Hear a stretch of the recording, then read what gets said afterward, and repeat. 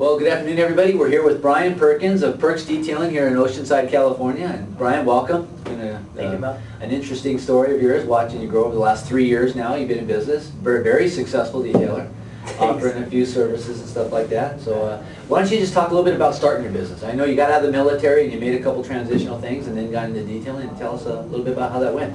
I got out of the military about 3 years ago. Yeah. And just jumped right into the mobile detailing part of it.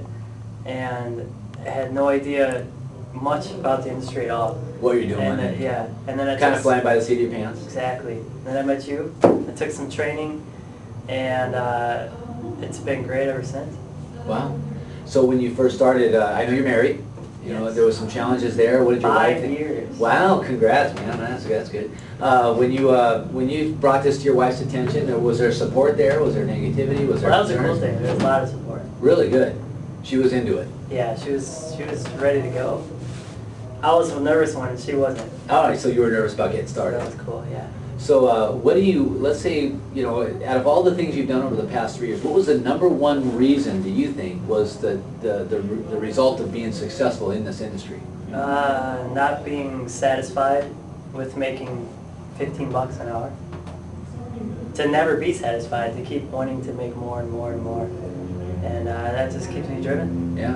So your business, obviously, you're making a lot more than $15 an hour. Yeah. Pretty excited about the results income. Thank God, otherwise I come work for you, Mel. Well, I know you've recently bought a house and stuff, and I know you attribute that to the detailing business. It's pretty good that you can afford to do something like that, and I know that the money does make a difference. Let me ask you, this is pretty interesting too, because you're making a great living. I mean, financially you're doing really well. How many hours a day do you work? On average, about 6. 6 hours a day? 6, yeah. And you're not working on weekends for the most part. You got your weekends free. Most of the time. Well, that's It's pretty nice. good. And again, I try to teach people that, you know, one of the coolest things about this business is you don't have to drop dead doing it and yet still make a heck of a living. Yeah. And, you know, I'm talking 6 figures here. This is a great business opportunity for most people. So with the success of your business, Brian, and I mean, God, you're doing so well out there. It's really cool watching you grow in this industry. And I mean, you're in here almost every day getting something, whether it be a gallon of compound or a polish or whatever, and then once a month you're in here spending a bundle. It's really cool to see your business, how big it is. What do you attribute your success to? What is it? What really made your business happen? What made it come together? Knowledge. You gotta have the right training. That helped a lot. With the right training, it gave me a awesome foundation to grow my business on, and it's just amazing. It just keeps growing. Wow. So it's all about the training, I would say. Well, that's a lot of the success right there. Right. In any business that you do, you always want to get some sort of a training and some sort of a, you do your research, you want to get some background in there so that when you move forward. You know, there's only 2 reasons people really do fail in business, and that's #1 is they're undercapitalized, #2 they don't know what they're doing. Well, and the training gave me confidence. Oh, good. And sales is a big part of this business also, because you're selling yourself and the business. And I noticed when I didn't have the training, like I